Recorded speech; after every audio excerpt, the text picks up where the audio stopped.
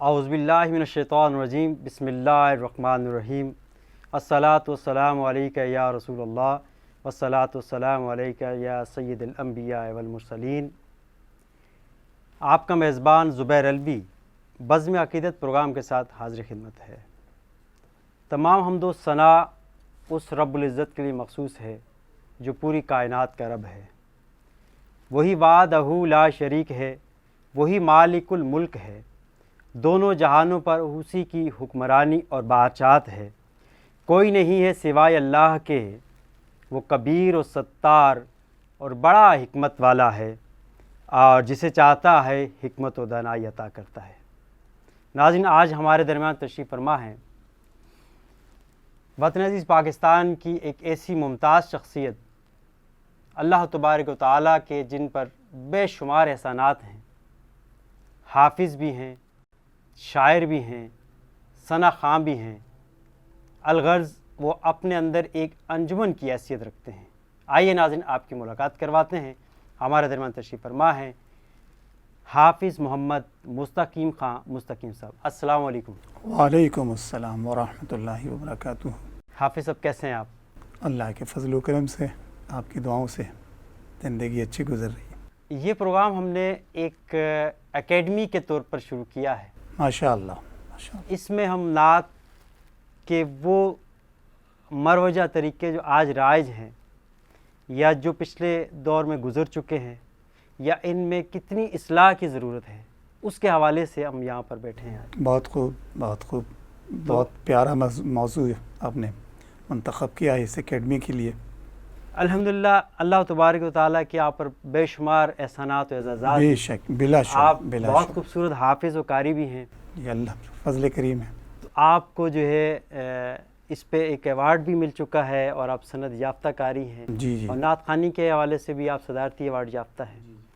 تو میں یہ چاہوں گا کہ آج آپ اپنی مخصوص انداز میں، مخصوص کرت جو آپ کیا کرتے ہیں مختلف پروگراموں کے اندر، انشاءاللہ آج میں چاہوں گا کہ ہم اپنے پروگرام کی ابتدا آپ کے اس انداز سے کریں کہ جیسا کہ آقا علیہ الصلوۃ والسلام کا فرمان ہے کہ قرآن کو خوبصورتی سے پڑھا کر۔ بے شک بے شک بے شک۔ ٹھیک ہے، پیش کرتا ہوں۔ اعوذ باللہ من الشیطان الرجیم،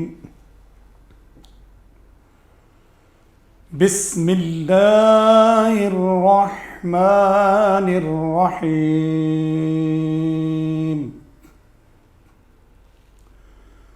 وَقُلْ جَاءَ الْحَقُّ وَزَهَقَ الْبَاطِلُ إِنَّ الْبَاطِلَ كَانَ زَهُوقًا،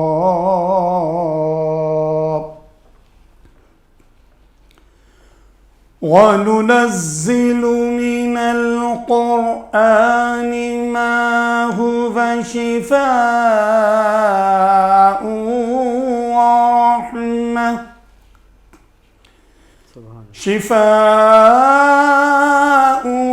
وَرَحْمَةٌ لِّلْمُؤْمِنِينَ۔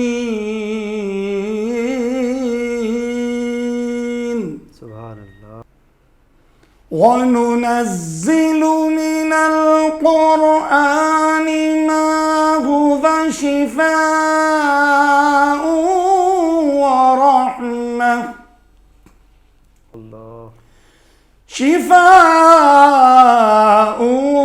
وَرَحْمَةٌ لِّلْمُؤْمِنِينَ،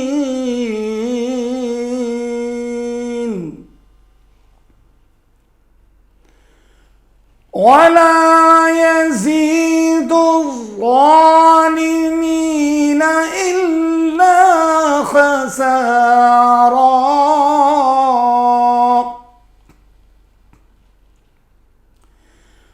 وَإِذَا أَنْعَمْنَا عَلَى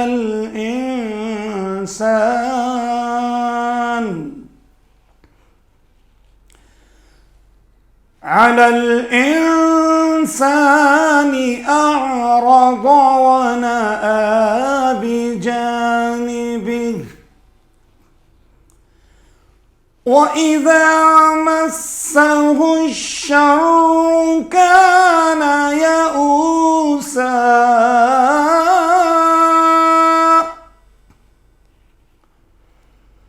قُلْ كُلٌّ يَعْمَلُ عَلَى شَاكِلَتِهِ فَرَبُّكُمْ أَعْلَمُ بِمَنْ هُوَ أَهْدَى سَبِيلًا صدق اللہ العظیم وصدق رسولہ النبی الکریم۔ جزاک اللہ، سبحان اللہ، بہت اچھے انداز میں آپ نے قرأت کی سعادت حاصل کی۔ شکراً۔ آپ نے کتابیں بھی لکھی ہیں، معراج سخن، تاج سخن اور سرتاج سخن، جو آپ کی ابھی ریلیز ہونے والی ہے۔ الحمدللہ۔ نعت خوانی کی فیلڈ میں آپ کب داخل ہوئے؟ آپ نے کب سے نعت خوانی کا آغاز کیا؟ سننے کے تعلق سے تو میں یہ کہوں گا کہ بس جب اللہ تعالیٰ نے اپنی ماں کے بطن سے مجھے پیدا کیا تو کانوں میں یہی قرآن پاک کی تلاوت، ماں اور باپ کی آوازوں کے ذریعے اور آقا صلی اللہ تعالیٰ علیہ وسلم کی نعتیں کانوں کے ذریعے پہنچی دل و دماغ تک۔ پھر جب نطق کی اور گویائی کی منزل آئی تو والدین نے تلاوت قرآن اور نعت شریف ہی کی تربیت دی اور ذوق عطا فرمایا۔ تو میں پرائمری کلاسوں ہی سے اللہ کے فضل و کرم سے اور اساتذہ کی محنت سے اور آقا صلی اللہ تعالیٰ علیہ وسلم کے وسیلے سے تلاوت کلام پاک اور نعت شریف کا شرف حاصل کرتا آ رہا ہوں اب تک اللہ کے فضل سے۔ اور یہی دعا ہے کہ بس دم آخر بھی قرآن پاک کی تلاوت ہو اور آقا کی ثنا لبوں پر۔ سبحان اللہ، سبحان اللہ۔ آپ آج تک آپ نے کتنی نعتیں اندازہ ہو کچھ کے لکھی ہوں یا پڑھی ہوں، کچھ اس کا آئیڈیا ہے؟ تحریر تو تقریباً 500 ہو گئی ان 3 مجموعوں کے 500 نعتیں آپ صورت میں۔ ایک تو 3 مجموعے ہیں، پھر اس کے بعد یہ اور بھی اضافی ہیں، تو حمد اور نعت اور مناقب جو ہے تقریباً 500 کا عدد تو کراس کر گئی ہیں، اور پڑھی جانے والی انہی 500 میں سے بے شمار ہیں۔ نعت تو مشہور ہوئی آپ کی؟ جی، کئی نعتیں مقبول ہوئی ہیں میری۔ ایک تو بلغ العلا بکمالہ جو آفاقی مصرع ہے۔ اچھا، جو آپ نے جو ہے کہ اعلیٰ حضرت کی زمین میں لکھا ہے؟ ہاں، وہ اعلیٰ حضرت کی زمینوں پر میں نے نعتیں کہی ہیں، اور اس میں اہتمام یہ کیا ہے کہ پہلے میرا تشریحی شعر ہے، پھر اعلیٰ حضرت کا وہ شعر جس کی تشریح میں نے 2 مصروں میں کی ہے۔ تو یہ بڑی محنت بڑی پسند کی گئی ہے۔ اعلیٰ حضرت کی تقریباً 16-17 نعتیں ہیں، ان پر میں یہ کام کر چکا ہوں۔ یہ تضمین نہیں ہے، اچھا، بلکہ تشریح ہے، تشریحات کی۔ ہاں، کہ تضمین میں تو 1 مصرع 2 مصروں سے پہلے 3 مصرے کہنے پڑتے ہیں، ٹھیک ہے، لیکن میں نے بس اسی زمین میں اور اسی پیٹرن میں 2 مصروں میں اعلیٰ حضرت کے شعر کا تشریحی شعر کہا، پھر اعلیٰ حضرت کا شعر۔ تو اس سے کچھ لوگ یہ کہتے ہیں کہ نعت خوانی جو ہے یا جو شاعری ہے جی، یہ الہامی ہوتی ہے، آپ کیا کہتے ہیں اس کے بارے میں؟ یقیناً جو شاعر جینین شاعر ہوتا ہے، اصلی شاعر جو ہوتا ہے، وہ اس کے ذہن و دل پر یہ الہام کسی کیفیت اترتی ہے جب شعر کہتا ہے وہ۔ لیکن یہ الہامی شاعری بھی ہے اور شاعری بذاتی ہی ایک فن بھی ہے جو ذوق سیکھا جاتا ہے۔ جی ہاں، لیکن اس کی بنیاد ذوق ہے۔ ذوق ہوگا آپ کا، شوق ہوگا، تو پھر آپ اساتذہ جس طرح آپ کا میلان ہوگا، رجحانات ہوں گے، اسی طرح کی آپ کی شاعری ہو جائے گی۔ بچپن سے ہی ہوتا ہے، پہلے گھر کی تربیت ہوتی ہے، پھر اس اکیڈمک اسکول اور کالج، جس زمانے میں ہم نے اسکول اور کالج میں تعلیم حاصل کی وہاں ایکسٹرا کیریکولر ایکٹیویٹیز بہت تھیں، تو بڑے مواقع ملے مختلف مقابلوں میں جانے کے، ڈیبیٹس کی صورت میں، مقابلہ نعت شریف ہے، مقابلہ تلاوت کلام پاک ہے، اور دیگر جو ہوتی ہیں۔ اب شاید وہ مصروفیات طالب علموں کی اتنی نہیں رہی ہیں، باوجود اس کے کہ اسکول بھی قائم ہے، کالج بھی قائم ہے، یونیورسٹیز بھی قائم ہیں، تو یہ اس طرح شوق جو ہے وہ مہمیز پاتا ہے۔ بے شک، تو پھر استاد کی تلاش ہوتی ہے، کیونکہ شاعری کے بارے میں بہت خوبصورت گفتگو فرما رہے ہیں۔ جی تو اب میں چاہوں گا کہ آپ اپنی ہم سے جو آپ کا انداز ہے پڑھنے کا جی اس انداز میں آپ کچھ سنائیے. پیش کرتا ہوں. بہت خوبصورت حمد تحریر ہو گئی ہے اللہ کے فضل سے سبحان اللہ. اور آقا کی وسیلے سے. اس کے چند اشعار پیش کرتا ہوں سبحان جس میں اعتراف کرم زیادہ ہے. اللہ. اللہ اللہ سبحان اللہ. ارشاد.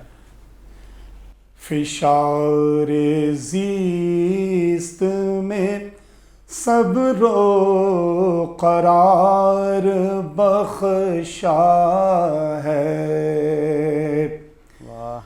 فشار زیست میں صبر و قرار بخشا ہے. فشار زیست میں صبر و قرار بخشا ہے. کیا کہنے. مجھے خدا نے حصار کرم میں رکھا ہے. مجھے خدا نے حصار کرم میں رکھا ہے. نفس نفس میرا احسان مند ہے اس کا.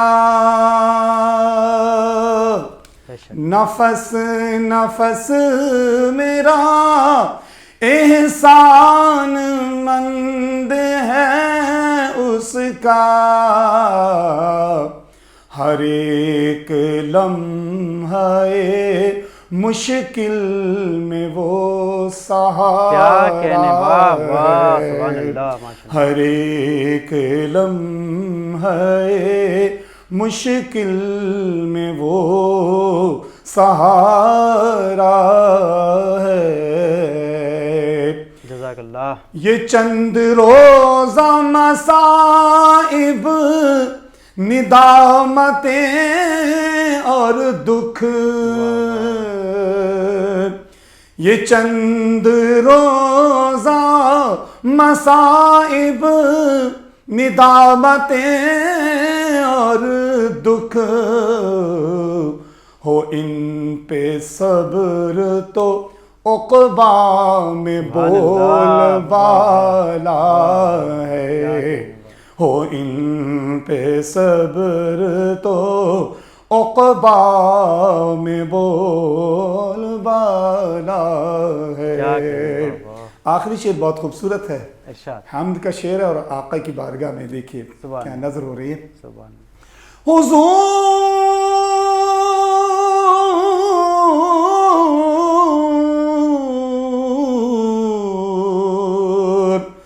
حضور حمد خدا کا ہو کچھ سلیقہ عطا. حضور حمد خدا کا ہو کچھ سلیقہ عطا. قلم بیان کی لغزش سے خوف کھاتا ہے.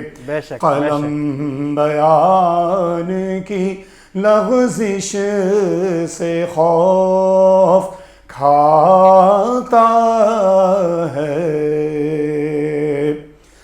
صدا کریم نے اے مستقیم رکھا بھرم. سبحان اللہ. کیا کہنے. صدا کریم نے صدا کریم نے اے مستقیم رکھا بھرم. یہ ان کے صدقے ہے تو جن کے وصف لکھتا ہے. یہ ان کے صدقے ہے تو جن کے وصف لکھتا ہے مجھے خدا نے حصار کرم میں رکھا ہے. سبحان اللہ، ماشاء اللہ، بہت خوبصورت، بہت خوبصورت آپ نے لکھا اور بہت خوبصورت انداز میں آپ نے پڑھا اسے. بس یہ توفیق ہے. اچھا، یہ جس طرح آپ نعت خوانی کر رہے ہیں الحمدللہ، اپنے شب و روز آپ اس علمی کام میں اپنے آپ کو اپنے مصروف رکھا ہے، الحمدللہ. تو گھر والوں کو کوئی اعتراض نہیں ہوتا ہے کہ آپ ان کو وقت کم دیتے ہیں یا کچھ اس طرح کے معاملات؟ یہ اگر مذہب سے الگ کوئی کام ہوتا تو پھر وہ ڈر تھا کہ بالخصوص اہلیہ جو ہوتی ہیں وہ اس تعلق سے شکایت کرتی ہیں، لیکن اللہ کا فضل و کرم ہے، والدین کے بعد بہن بھائیوں کے بعد پھر اہل خانہ بھی ایسے ہی ملے. گھر کی بھی سپورٹ ہے آپ جی کو؟ ہاں بالکل، وہ بہت صبر سے بلکہ محبت سے ماشاء جو ہے وہ ہمارے اس کام کو دیکھتی ہیں. اہلیہ بھی، والدہ اور والد صاحب کا تو ہے ہی تربیت یہ انہی کی عطا کردہ ہے. سبحان اللہ، پھر بہن بھائی بھی اسی مزاج کے ہیں. ماشاء اللہ. گھر میں بھی محافل مختلف حوالوں سے آپ حمد و نعت کی organize ہوتی کرتے رہتی جی ہیں. جی. ہاں، تو اللہ کا فضل و کرم ہے کہ یہ اہل خانہ سب اسی مزاج کے ہیں. اچھا، نجی زندگی کے بارے میں کچھ فرمائیے کہ آپ بچپن کہاں گزرا اور ابھی کیا مصروفیات ہیں، کس حوالے سے آپ جو ہے نا زیادہ کام کر رہے ہیں؟ جی، ناظم آباد میری جائے پیدائش ہے. ناظم آباد، کراچی جی. کی، ماشاء اللہ. جی ہاں، وہیں اسکول اور کالج میں اچھا، میں نے تعلیم حاصل کی ہے. پھر قرأت کے تعلق سے میرے چچا محترم جو دنیا علم و دین کی بہت عظیم ہستی تھی، حضرت علامہ مولانا قاری خادم حسین رضوی نعیمی صاحب، انہوں نے بھی مجھے قرأت کی تربیت فرمائی. ماشاء اللہ، اور پھر سند جو ہے شیخ القرآ استاذ القرآ، بہت بڑا نام، بہت بڑا نام. بے شک. تلاوت کلام پاک و قرأت و تجوید کے حوالے سے علامہ قاری محمد طفیل صاحب نقشبندی رحمۃ اللہ علیہ کی بارگاہ میں مجھے پیش کیا. انہوں نے مجھ سے جو ہے وہ میرے لیے حصول برکت کی خاطر مجھے سماعت کیا، کچھ سبحان اللہ. تجوید کے جو ہے تعلیم بھی دی اور سند عطا فرمائی انہوں نے. ماشاء اللہ، ماشاء اللہ، بہت خوب. آپ قصیدہ بردہ شریف بھی بڑے اچھے انداز میں پڑھا جی، کرتے یہ میں ہیں. اپنے مزاج سے پڑھتا ہوں، بڑے اس کے مزاج سے تشریحات پڑھتے کے ہیں. حساب سے. آج ہمارے درمیان تشریف فرما ہے تو میں چاہوں گا کہ قصیدہ بردہ شریف کے کچھ اشعار آپ جی انشاءاللہ. فرمائیے. اس تعلق سے عرض کر دوں تمہیداً کہ میرا عربی و فارسی کلام میں بڑی خدمت ہے، ماشاء بڑی اللہ. محنت ہے، اور استاذوں کا بھی فیض بھی، پھر میری اپنی ذوق و شوق کہ میرا یہ ارادہ بن گیا کہ ان کلاموں کو اس طرح پڑھا جائے کہ معانی بھی سننے والوں کے ذہن دل میں اترتے سبحان چلے اللہ. جائیں. یہ الگ بات کہ ان کلاموں کی تو عظمتیں ایسی ہیں کہ جب قصیدہ بردہ شریف اور ان جیسے کلام پڑھے جاتے ہیں تو امام بخاری علیہ رحمہ نے جب یہ قصیدہ لکھا، امام بوصیری رحمۃ امام اللہ بوصیری علیہ رحمہ نے جب یہ قصیدہ تو لکھا کیسی ہے، عظمتیں ان کو حاصل ہوئیں وہ تو سب کو معلوم ہے. امام بوصیری علیہ رحمہ. ہاں، شرف الدین بوصیری جی جی. رحمۃ اللہ علیہ. تو جو ان کا خیال تھا جی. جب وہ لکھ رہے تھے اسے، جی تو اس میں ان کے جو ذہنی ارتقاء تھا نعت کے رجحان کی بے طرف، شک وہ ایک اعلیٰ پایا کا تھا. بے شک بے شک، یہ تو اعلیٰ عربی ادب کا شاہکار ہے یہ قصیدہ جو ہے. سبحان اللہ. اور دیکھیے جب سے لکھا گیا ہے اس کی تازگی برقرار ہے، تا قیامت رہے گی. ارشاد. تو میں اس کو یہی کوشش تھی کہ تشریحات کے ساتھ پڑھوں کہ ماشاءاللہ. لطف بھی آئے اور جو ہے ماشاءاللہ. پتہ چلے کہ ان بزرگوں نے کیا لکھا ہے. مولاي صل وسلم دائما أبدا على حبيبك خير الخلق كلهم مولاي صل وسلم دائما أبدا على حبيبك خير الخلق كلهم. محمد سید الکونین والثقلین محمد سید الکونین والثقلین والفریقین من عرب ومن عجم محمد سید الکونین والثقلین کیا کہنے بابا. محترم کو بھی ہے احترام آپ کا. کیا کہنے بابا.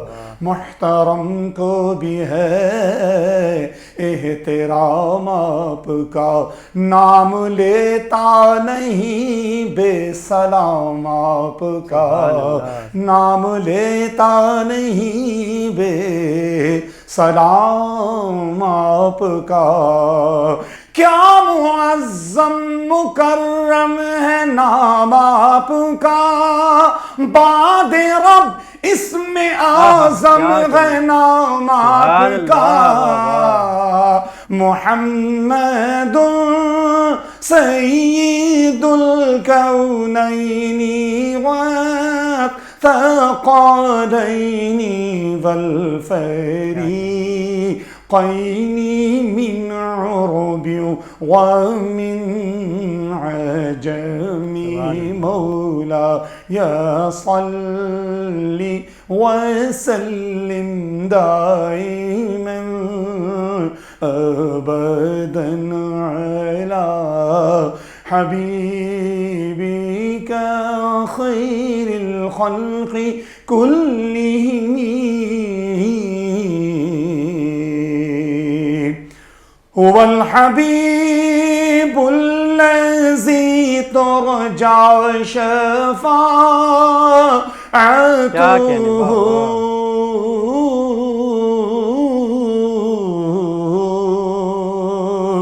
هو الحبیب الذی ترجى شفاعته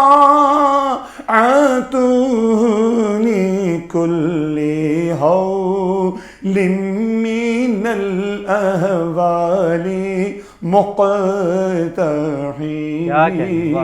بڑے کریم. اس میں ایسا لگتا ہے کہ امام شرف الدین بوصیری رحمۃ اللہ علیہ نے التزام کیا، اہتمام کیا، استفادہ کیا قرآن پاک کی ایک آیت گرامی سے. بالمؤمنین رؤوف الرحیم، سورہ طیبہ کی آخری آیت کا حصہ ہے. تو دیکھیے تشریح پیش کر رہا ہوں. بڑے کریم بڑے دل نواز ہیں آقا. سبحان اللہ. بے شک جو گر پڑوں تو حضور آپ ہی اٹھاتے ہیں. کیا کہنے بابا. غموں کا وار کسی سمت سے نہیں چلتا. وہ اپنے دامن رحمت میں جب چھپاتے ہیں. بالمؤمنین رؤوف الرحیم. غموں کا وار کسی سمت سے نہیں چلتا. وہ اپنے دامن رحمت میں جب چھپاتے ہیں. ہم تو رہتے ہیں فقط ان کی نگہبانی میں. ہم کو سرکار بچاتے ہیں پریشانی میں.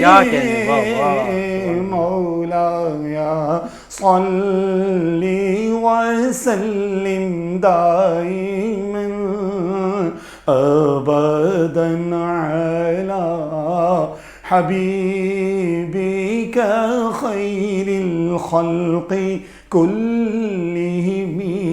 آخری مضمون پیش کر رہا ہوں. سبحان اللہ. بے شک. یا رب بالمصطفیٰ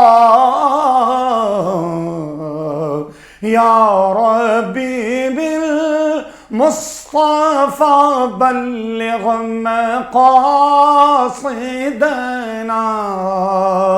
یا ربی مصطفى بلغ مقاصدنا واغفر لنا ما مضى يا واسع الكرم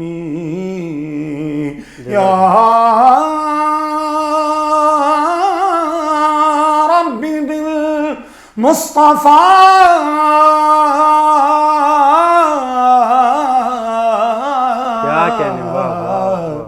مجھے نہ دیکھ کریمی پرکھ نظر اپنی مجھے نہ دیکھ مجھے نہ دیکھ کریمی پرکھ نظر اپنی گناہ گار ہوں اے میرے پالنے والے گناہ گار ہوں اے میرے پالنے والے گرا ہوں میں تو محمد کا نام ہے لب پر سنبھال دونوں جہاں کے سنبھالنے والے یا ربی بالمصطفى بلغ مقاصدنا واغفر لنا ما مضى يا واسع الكرم سبحان اللہ ماشاء اللہ مولا یا صلی وسلم دائما ابدا على حبيبك خير الخلق كلهم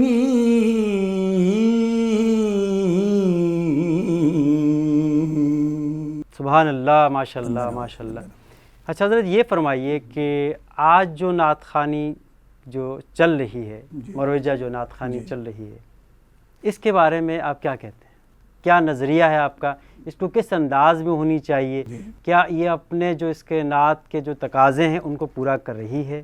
موجودہ جو کچھ ثناخانوں کے ذریعے جو نعت خوانی مروج ہو گئی ہے تو وہ اس میں اصلاح کی ضرورت ہے اور بزرگوں نے اس میں کلام کیا ہے چونکہ خالص موسیقیت نظر آتی ہے کہ وہ ردھم کا بھی معاملہ تو لفظوں کی تکرار ایسی کہ وہ جو موسیقی سے لطف لینے والے ہیں وہی اپیل کرتی ہے ان کو یہ اس طرح کا انداز. لیکن اکابرین نے بزرگوں نے علماء حق نے اور جو نعت شریف سے محبت رکھنے والے ہیں انہوں نے اس کہا کہ اس میں اصلاح ہو اور وہی طریقہ اختیار کیا جب بزرگوں نے عطا فرمایا ہے شائستگی ہو. یعنی اس وقت تجویز یہ آپ کی ہوئی کہ تھوڑا سا اس میں ہمیں ترمیم کی ضرورت ہے, بالکل تھوڑی سی اصلاح کی ضرورت ہے کہ ہم نعت خوانی کو جو اس کا مقام ہے, جو اس کا مرتبہ ہے, جو اس کا تقدس جو ہے تقدس کو سمجھتے ہوئے شائستگی پاکیزگی آپ کے پڑھنے سے بھی ظاہر ہو, نہ کہ آپ ماہر موسیقی ظاہر ہوں دوسروں پر. بے شک یعنی اس چیز کا خاص طور پر اہتمام کرنا چاہیے.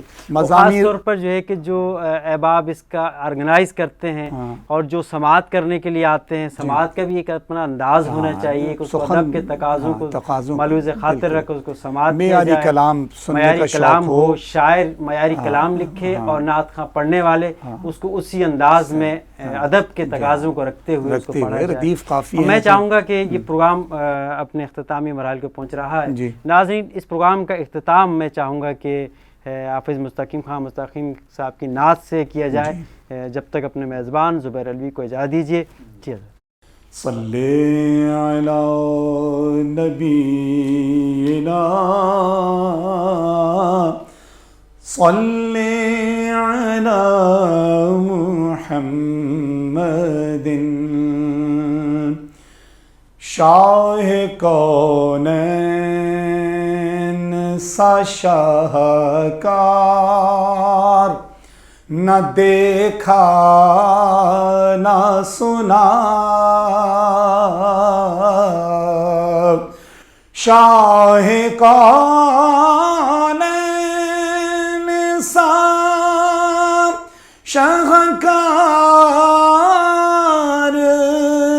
نہ دیکھا نہ سنا ایک انسان کا یہ معیار، نہ دیکھا نہ سنا کیا کہنے بابا، ایک انسان کا یہ معیار، نہ دیکھا نہ سنا۔ سیرت کے ایک پہلو سے پیٹ پر سنگ گرا موجے تبسم لب پر، پیٹ پر سنگ گرا موجے تبسم لب پر، ناز بردار گل و خار، نہ دیکھا نہ سنا، کیا کہنے بابا، میرے ہر شعر میں ہے ذکر محمد کی مٹھاس،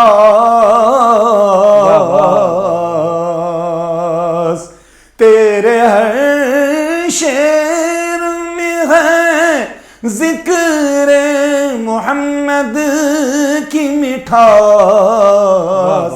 مستقیم ایسا نمک خوار، نہ دیکھا نہ سنا